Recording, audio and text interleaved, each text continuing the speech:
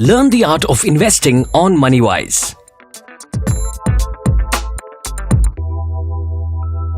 I'm quite certain this is a weekly exercise for a lot of us to take stock of how we are doing with respect to various goals that we've set for ourselves, personal, financial, fitness, health, and so on, and find that perhaps there is one element that is kind of missing in our ability to commit to those goals and realize them, and that is discipline. I'm not saying everybody is like that, but I am certainly one of those people. Welcome to the Moneywise Podcast. My name is Sheetal, and you've guessed it right. Discipline is what we're going to be exploring as an idea, because this, as a lot of our guests on the Moneywise Podcast has spoken about, is critical to our ability to realize our goals when it comes to our finances. And we've decided to call on an expert to help us understand.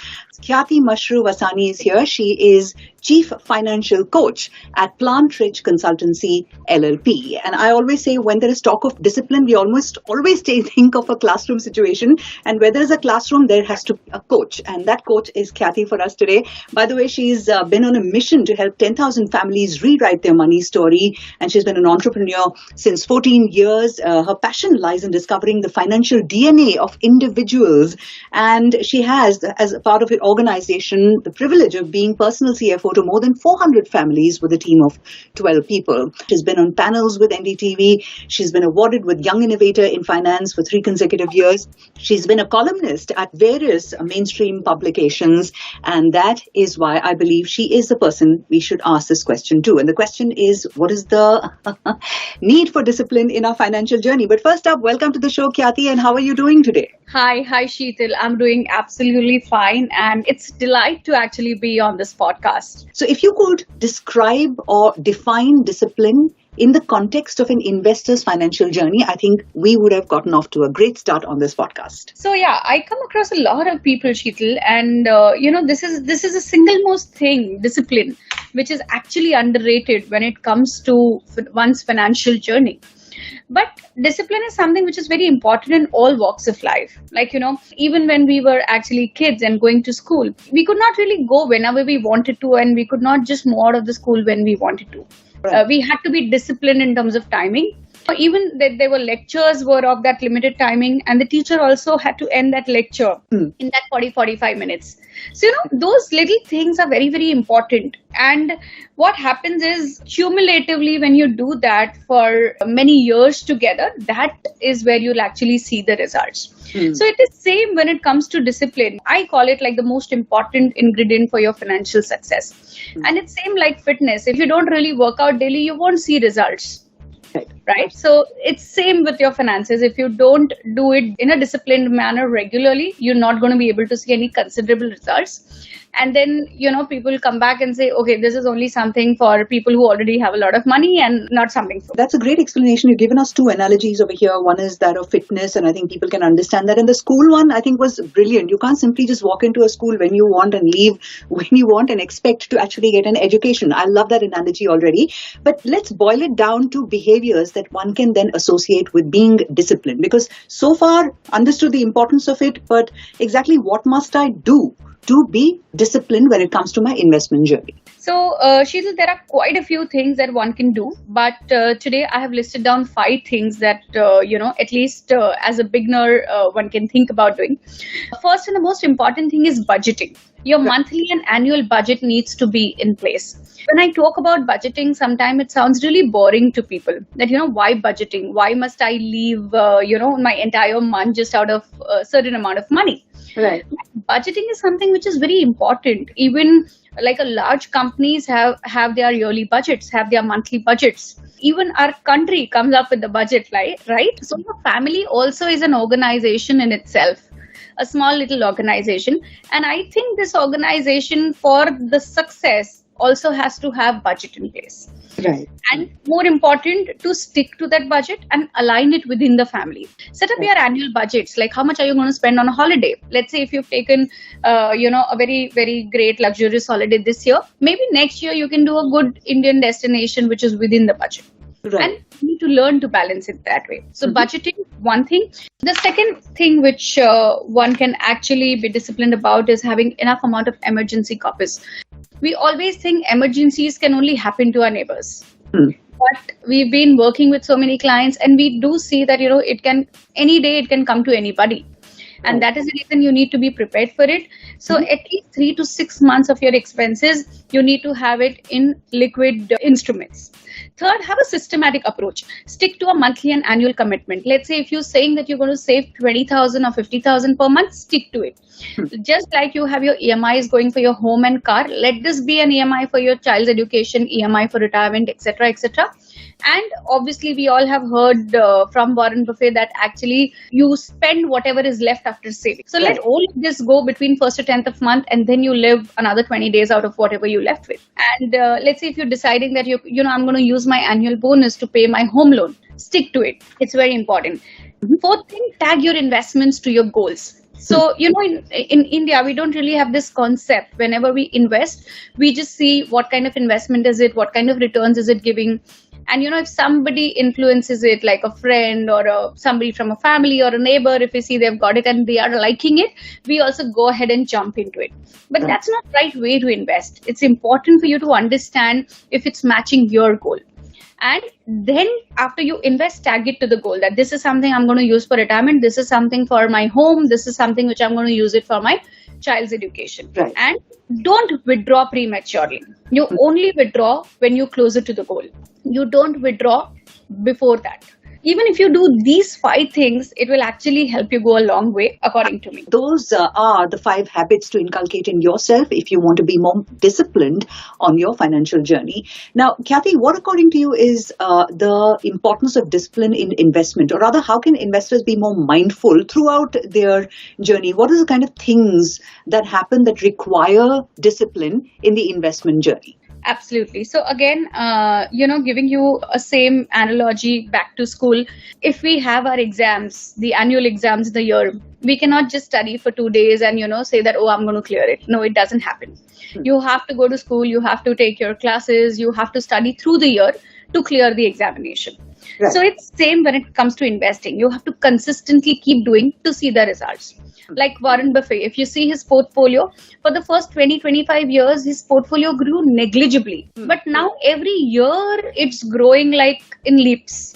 The reason is the power of compounding. And that only comes in with time. The most important thing which I've seen here is procrastination. That is something which people keep doing when it comes to investment. That I don't want to do it now. This year, let me probably buy a bigger car. This year, let me have a good holiday. I'll start next year. I'm going to work till 60. Why start so early? So that was one, and the power of compounding being a function of time. Those are my 2 takeaways. You're listening to Moneywise, successful investment ideas that create wealth. Did you know? As India's mutual fund industry grew to 40 trillion rupees AUM this year, the share held by retail investors for more than 2 years, which tends to be an indication of long-term investing, increased from 48.4% in 2017 to 56.5% this year. Personal Finance Simplified, only on Moneywise. With respect to, your experience having been in the industry, Khyati, you've managed several clients, you've watched their psychology as an investor. Do you have any examples where perhaps investors have been hasty in some decisions or have made uninformed decisions or paused their SIPs, for example, or exit the investment, and then they've come back and actually regretted it? Have you seen this happen to real people? Yes, absolutely. In fact, I'll give you a recent example. One was during COVID, it was a black swan event, which none of us knew, like what's going to happen next. So that was a time when people came back to us and said they wanted to just pause their SIVs, they wanted to liquidate their money because they don't know what's going to happen next. And we had this client of ours who was somewhere in his early 50s, and he had his retirement plan at 60. And he was actually in this panic situation, and he was like, no, I just want to move everything to liquid. We tried to give him the data. We tried to tell him that, don't shift entire thing, just shift half of it. But he was in a panic situation and he wanted us to do that. So with his advice, we did that, and market actually recovered. I mean, we all have seen the kind of recovery that came into market after that. Right. And trust me, it has been almost 2.5 years to that decision. Even now, when I review his portfolio, he still repents that why did I do this? Otherwise, more than 50% would have been the growth had he not done that. One has to understand the reason why you have picked up this investment. And if that reason is still intact, fundamentally, if everything around the investment is still strong, you don't need to worry about what's going on around, because this is part and parcel. It's going to keep happening. So you don't really need to get concerned with this, but it is more important to stick to it and be disciplined with it. And that's when you'll actually see results. I think some great examples. If there was any doubt in any listener's head about starting early or the importance of disciplines, I think you just wiped those away with your little duster, because I'm still hung up on the classroom and coach scenario, Khyati. And as always, right, there's always this, on the blackboard, there'll be this thought for the day that the class teacher usually comes and writes, right? I'm not going to ask you just for one thought for the day, a few more pearls of wisdom that you from your experiences would like to share with our listeners today. Sure. So first thing I would say is, again, have a discipline to review and rebalance your portfolio every year. That is something very important. So a lot of times I've seen that, once you start the investments and once you have everything in order, then you just feel like, okay, now everything is taken care of. No, it's not that. Financial world is very dynamic and ever changing. So it's important for you to keep reviewing it, and not just review, but rebalance it according to your asset allocation. So the second point is stick to your asset allocation. So according to your risk appetite, you will have a certain amount of money to be spread into equity, debt, real estate, commodities, and cash and cash equivalents. Right. So make sure that you stick to that asset allocation. And at the end of the year, let's say if equities have performed, obviously your exposure to equity would be higher, or vice versa. So make sure that you book those profits and park that money back into assets wherever there is a shortfall, right, in those asset classes. So that is something which is very important.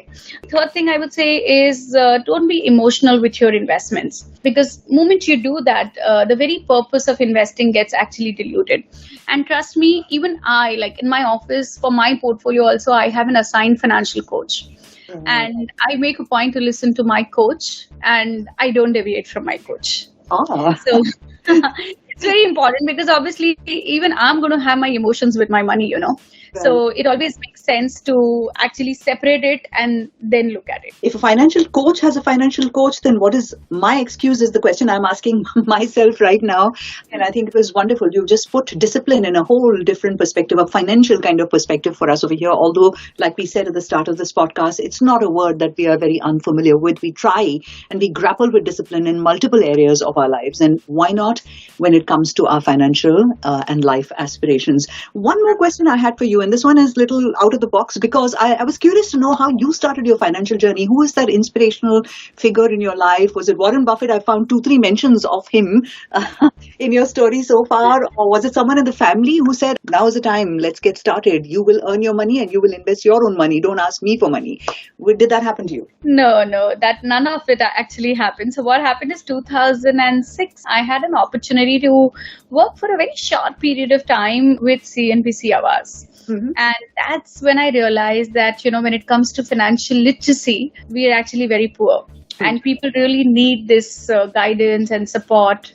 And that was a time when I realized that, if people get these kind of advice in their early age, then the life would be different. And that time, obviously, 2007, the penetration of digitization or internet was not that high.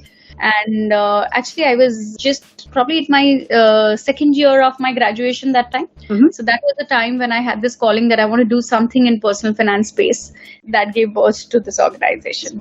Fantastic. And I'm quite certain you were quite disciplined with your investments from that early age. And I'm doing these back of the envelope calculations over here and my mind is getting boggled. But Khyati, that is where I'm going to thank you for your time and for your guidance on the importance of discipline when it comes to financial habits and financial journey. It's been lovely catching up with you, and all the best to you and your organization. Absolutely my pleasure, Sheetal. Thank you. Thank you so much for having me over at your podcast. You're listening to Moneywise, brought to you by Bandhan Mutual Fund. Check out the rest of our series for more investment advice. Mutual fund investments are subject to market risks. Read all scheme-related documents carefully.